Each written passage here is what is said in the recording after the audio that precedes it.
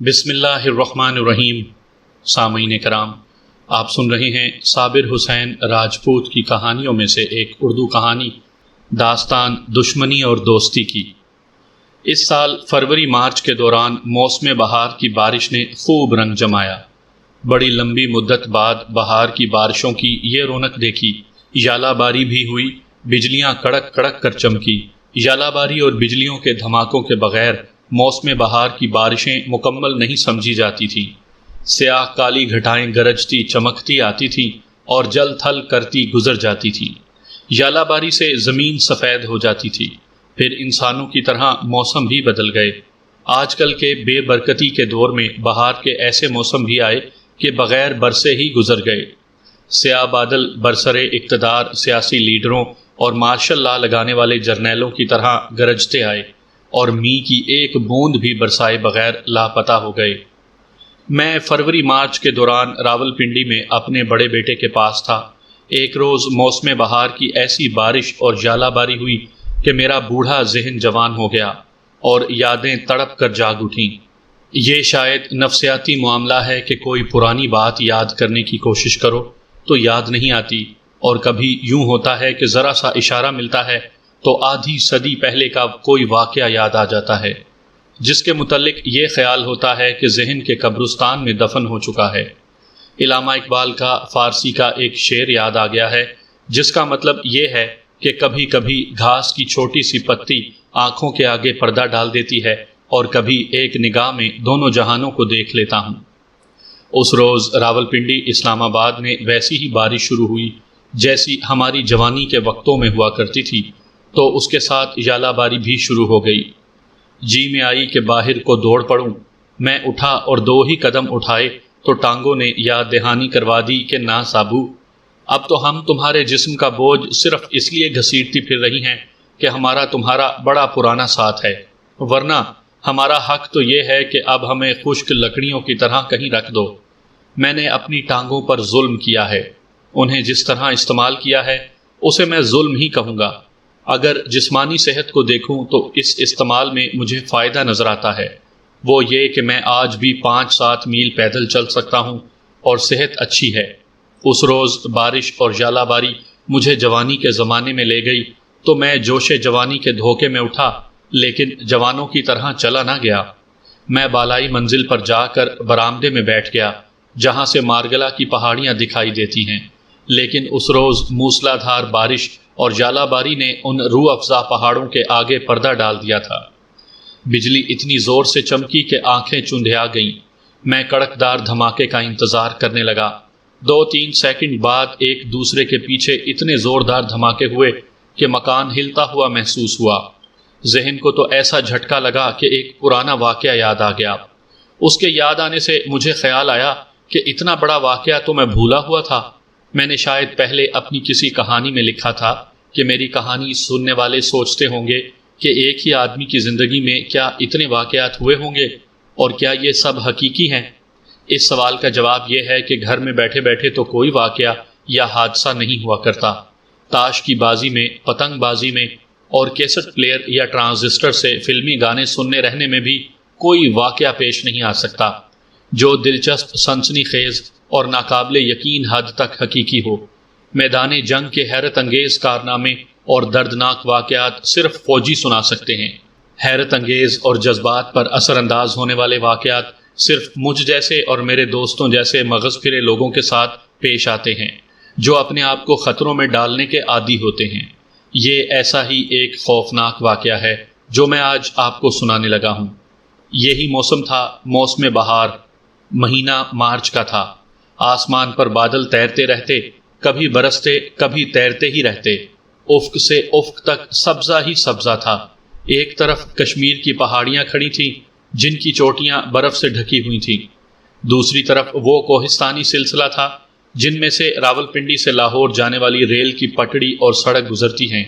باقی اطراف ہمارے علاقے کی وسعت وہاں تک چلی گئی تھی جہاں آسمان زمین سے ملتا ہے۔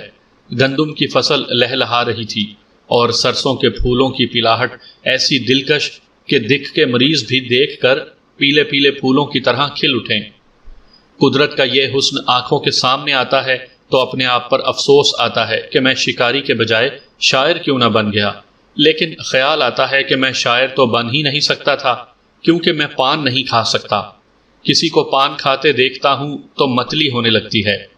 موسم بہار میں ہم شکار کھیلنا مناسب نہیں سمجھتے تھے کیونکہ پرندوں اور چرندوں کے لیے یہ موسم نسل کشی کا ہوتا ہے۔ گیدڑ، سے، خرگوش وغیرہ پر کتے چھوڑنا اس لیے بھی ٹھیک نہیں تھا کہ ان میں سے کسی کی مادہ نہ ماری جائے، مادہ کے پیٹ میں بچے ہو سکتے تھے۔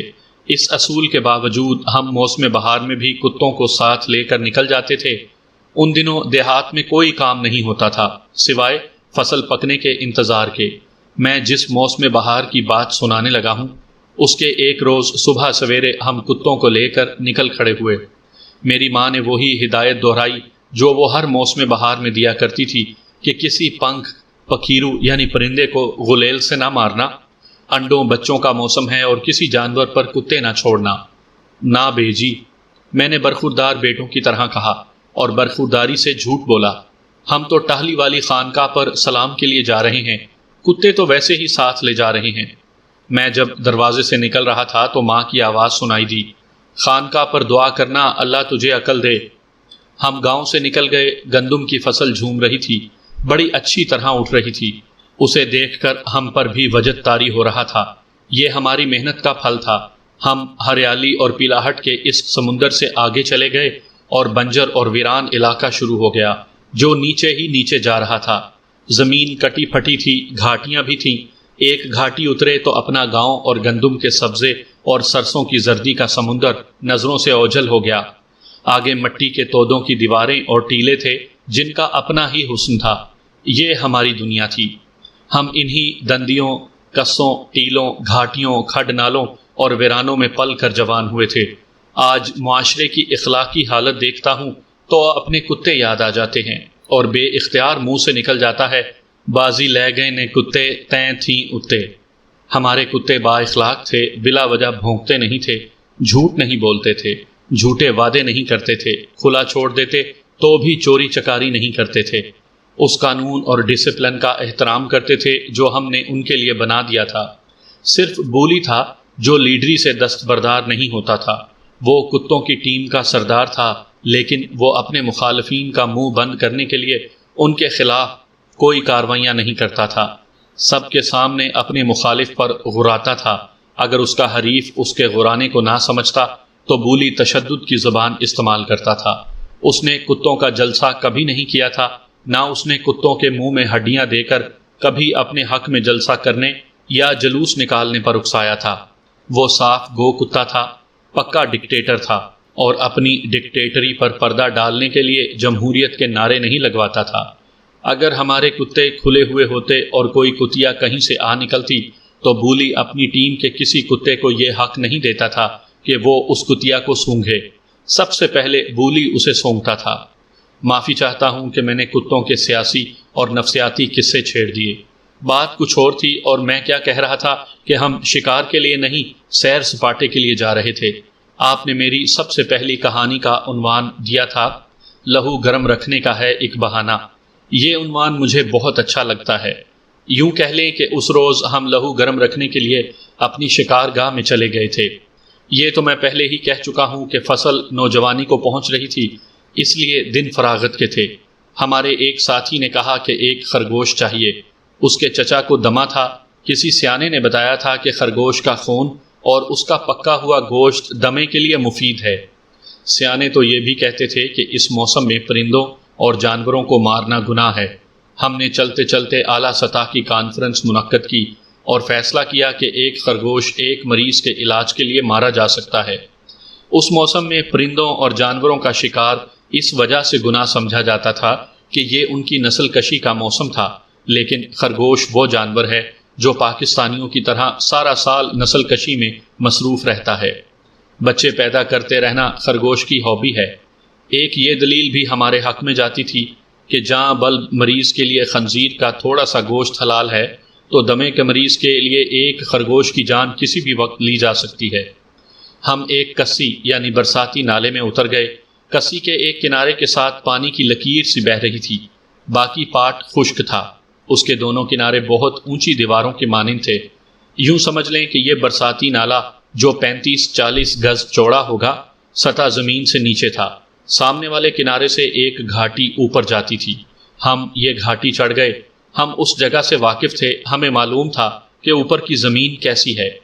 اوپر ویران علاقہ تھا جو کٹا پھٹا تھا، ٹیلے بھی تھے اور گہرائیاں بھی، ان میں بعض زیادہ چوڑی اور گہری تھی اور ان کے کنارے مٹی کی دیواروں جیسے تھے جنہیں ہماری زبان میں دندیاں کہا جاتا ہے۔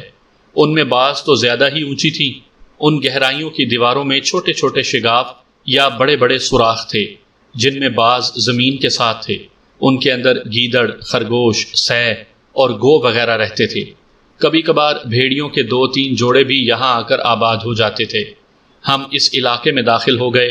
کتوں کو ہم نے زنجیریں ڈال لیں تاکہ انہیں دیکھ کر ہمارا شکار بھاگ نہ جائے۔ ہم اس علاقے کے اندر اس طرح جا رہے تھے جیسے کسی شہر کی گلیوں میں سے گزر رہے ہوں۔ بعض گلیاں تنگ اور بعض کشادہ تھیں، بعض جگہیں ایسی تھیں جیسے وسیع میدان کے ارد گرد دیواریں کھڑی ہوں۔ ایک گلی سے نکلے تو آگے خاصی کشادہ جگہ آ گئی۔ جدھر سے ہم داخل ہوئے تھے ادھر اونچی دیواریں، دندیاں تھیں۔ ارد گرد کے کنارے بھی اونچے تھے لیکن ان کی بلندی زیادہ نہیں تھی۔ یہ کشادہ جگہ سرسبز تھی، گھاس تھی اور چھوٹے بیروں والی جھاڑیاں بھی تھیں۔ یہاں خرگوشوں کی موجودگی کی امید تھی۔ شکار میں ایسا کم ہی ہوتا ہے جو اس روز ہوا۔ اچانک 3 خرگوش گھاس اور جھاڑیوں سے کودتے پھلانگتے نکلے۔ وہ ہماری طرف آ رہے تھے۔ ان کے پیچھے ایک جنگلی بلہ نظر آیا جو ان کے تعاقب میں آ رہا تھا اور اس کے ساتھ ہی بارش شروع ہو گئی۔ ہم نے کچھ دیر پہلے کالی گھٹا آتے دیکھی تھی۔ ہم موسم کا لطف لینے کے لیے آئے تھے، اس لیے بارش سے ہم پریشان نہ ہوئے۔ ہم نے کتوں کے پٹیوں سے زنجیریں اتار دیں۔ شکار ان کے سامنے تھا، 3 خرگوش اور ایک جنگلی بلہ۔ کتوں کو دیکھ کر خرگوشوں کی ذہنی کیفیت خراب ہو گئی۔ تینوں مختلف سمتوں کو مڑ گئے۔ بلہ ان کے تعاقب میں کچھ اور آگے آیا۔ کتوں کو دیکھ کر اس نے بڑی سخت بریکیں لگائیں، وہیں سے پیچھے کو مڑا اور ہوا ہو گیا۔ کتے 4 حصوں میں تقسیم ہو گئے، 3 حصے ایک ایک خرگوش کے پیچھے اور ایک حصہ بلے کے پیچھے۔ یہ بلہ گھروں میں گھومنے پھرنے اور میاؤں میاؤں کرنے والا بلہ نہیں تھا، بلکہ عام قسم کے اچھے تندرست و توانا بلے سے دگنا بڑا تھا، یعنی اس کی جسامت عام بلیوں سے دگنی تھی۔ چونکہ وہ بلہ تھا اس لیے اس کے سامنے پہلا ہی جو درخت آیا وہ اس پر چڑھ گیا، اور کتے اوپر دیکھنے، اچھلنے اور بھونکنے کے سوا کچھ نہ کر سکے۔ بلہ بڑے مزے سے ایک ٹہن پر بیٹھا ان کا تماشا دیکھ رہا تھا۔ بارش ابھی تیز نہیں ہوئی تھی، گھٹا پہلے گرج رہی تھی۔ اچانک بارش تیز ہو گئی اور بجلی اتنی زور سے چمکی کہ آنکھیں بند ہو گئیں۔ اس کے کڑک نے زمین کو ہلا دیا اور صاف پتہ چلتا تھا کہ بجلی قریب ہی کہیں گری ہے۔ ہم نے سنا تھا کہ بجلی کسی نہ کسی درخت پر گرا کرتی ہے۔ بارش اور تیز ہو گئی، گھٹا مسلسل گرج رہی تھی۔ چند منٹ گزرے ہوں گے کہ ہمیں ایک دھماکہ سنائی دیا جو بندوق کے فائر جیسا تھا۔ یہ بجلی کا دھماکہ نہیں تھا۔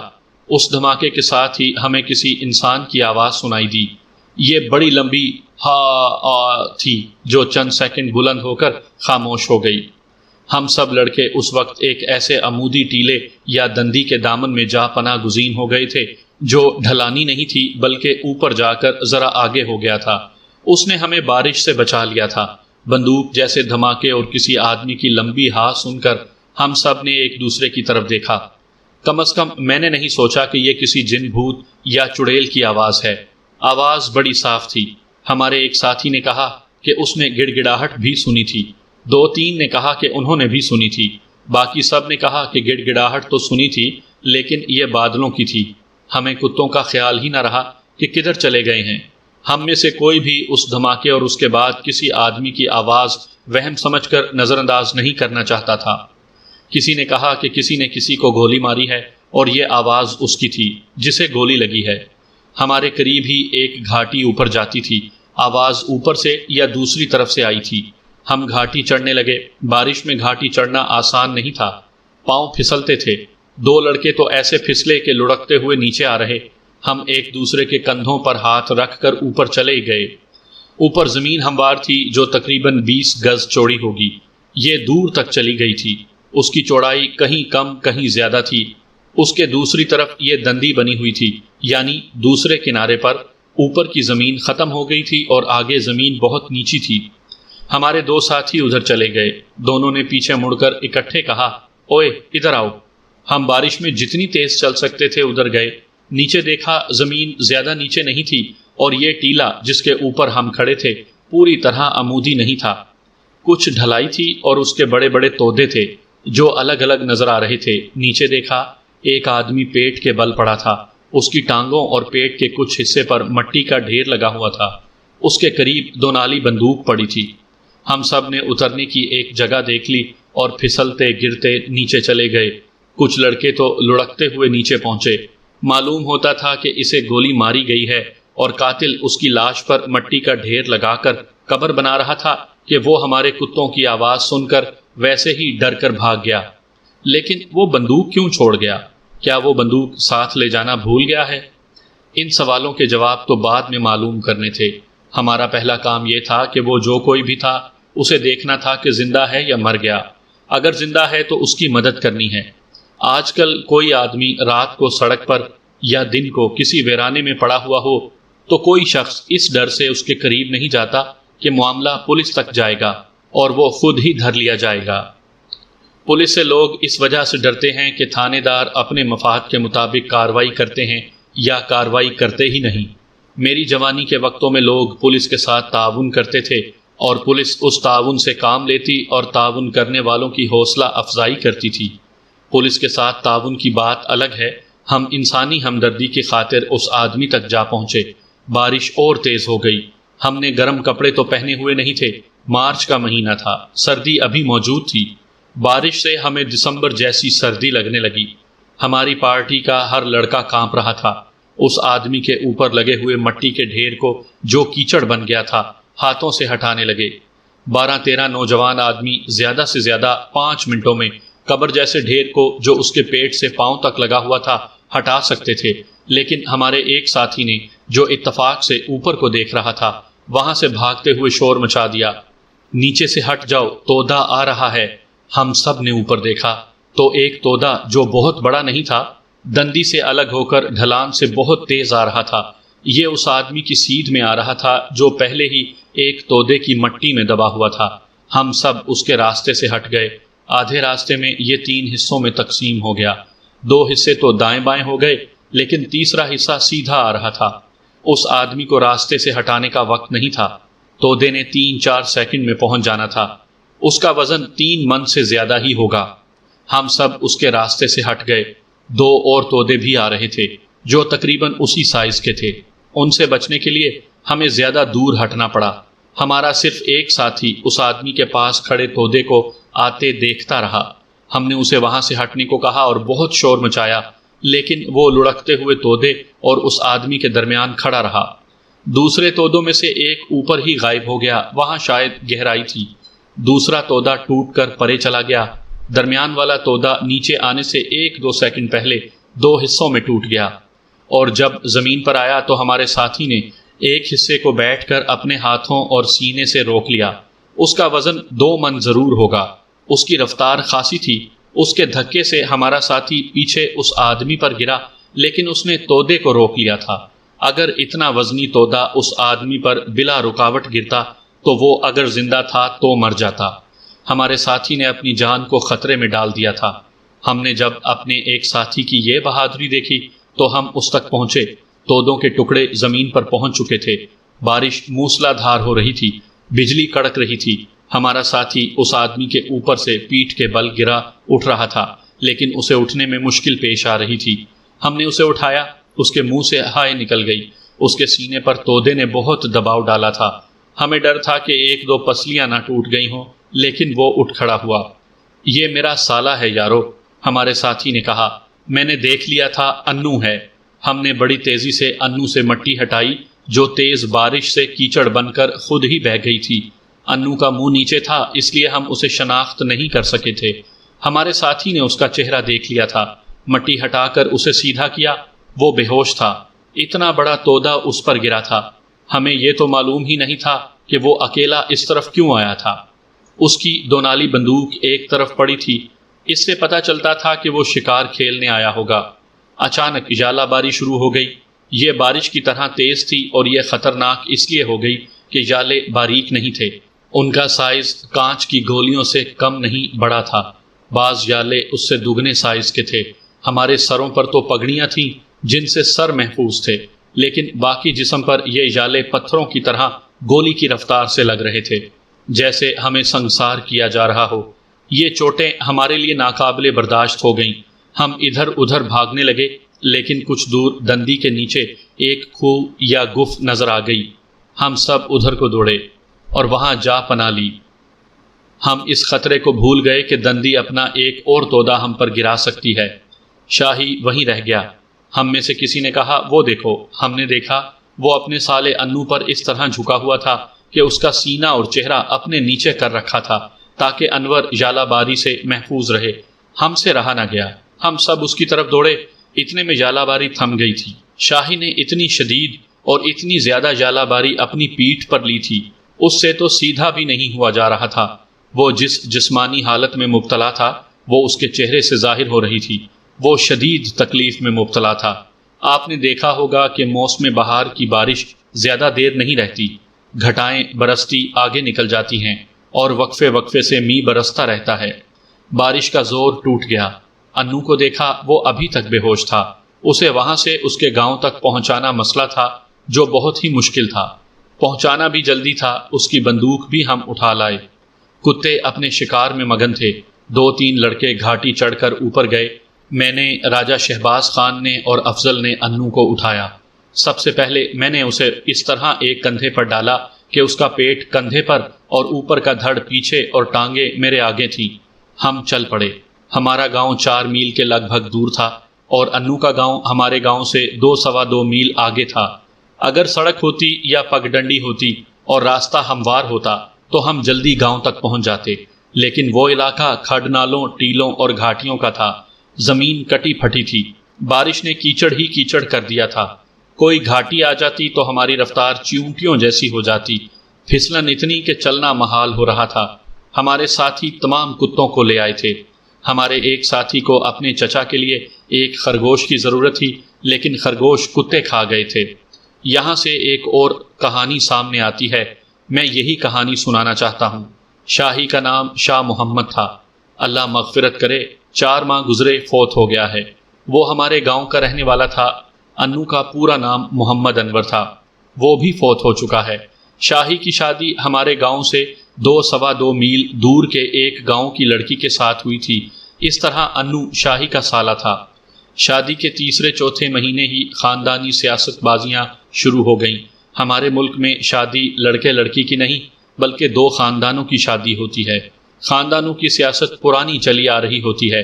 لڑکے اور لڑکی کو اس سیاست کے مہرے بنا دیا جاتا ہے۔ لڑکی لڑکے کو آپس میں بے تکلف نہیں ہونے دیا جاتا۔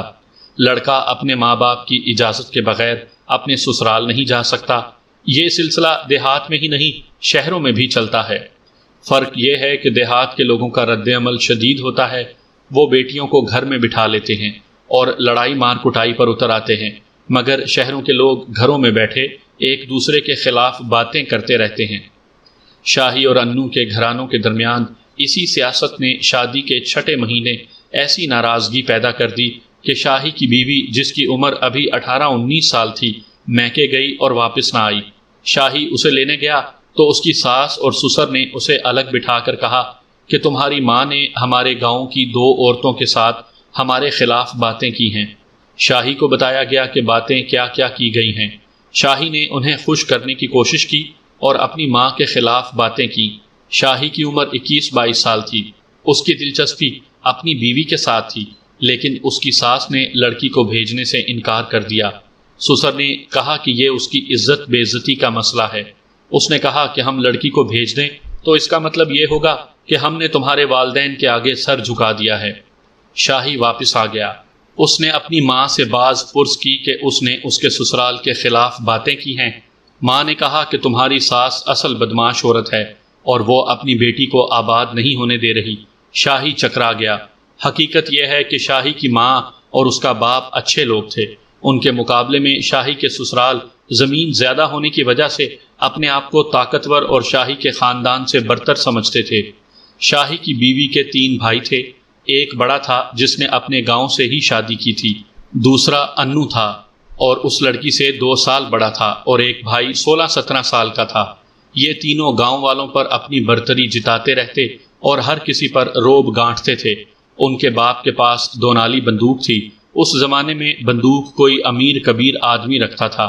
یہ بندوق اکثر انو اٹھائے اٹھائے پھرتا تھا۔ شاہی چونکہ ہمارا دوست تھا، اس لیے وہ ہمیں سناتا رہتا تھا کہ اس کی ازدواجی زندگی کس طرح تباہ ہو رہی ہے۔ اس کی اور اس کی بیوی کی آپس میں گہری محبت پیدا ہو گئی تھی۔ وہ اپنی بیوی سے ملنے کو بےتاب رہتا تھا۔ وہ کہتا تھا کہ اس کا بس چلے تو وہ اپنی بیوی کو ساتھ لے کر کہیں دور چلا جائے۔ 2.5-3 مہینے گزر گئے، شاہی کی بیوی کا آنا ناممکن ہو گیا۔ برادری کے معززین نے صلح صفائی کروانے کی کوشش کی، لیکن معاملہ وہیں کا وہیں رہا۔ ایک روز صبح سویرے شاہی میرے گھر آیا اور اس نے ایک عجیب بات بتائی۔ وہ کچھ گھبرایا ہوا بھی تھا۔ بات یہ بتائی کہ گزشتہ رات اس کی بیوی خود ہی آ گئی ہے۔ وہ اپنے گھر والوں کو بتائے بغیر آئی تھی۔ ایسا واقعہ ہمارے سامنے پہلے کبھی نہیں ہوا تھا اور نہ کبھی سنا تھا۔ شاہی نے بتایا کہ آدھی رات کے وقت ان کا دروازہ کھٹکا، اس کا کتا بھونکا، دروازہ شاہی نے اٹھ کر کھولا۔ وہ دیکھ کر حیران رہ گیا کہ دروازے پر اس کی بیوی کھڑی تھی۔ اس نے شاہی کو بتایا کہ وہ اپنے گھر والوں کو بتائے بغیر آئی ہے۔ شاہی نے اپنے گھر والوں کو بتایا۔ انہوں نے لڑکی کی آؤ بھگت کی، اسے گلے لگایا۔ لڑکی نے کہا کہ اللہ اور رسول کے نام پر اس نے جسے اپنا خاوند تسلیم کیا تھا وہ اس کے پاس آ گئی ہے۔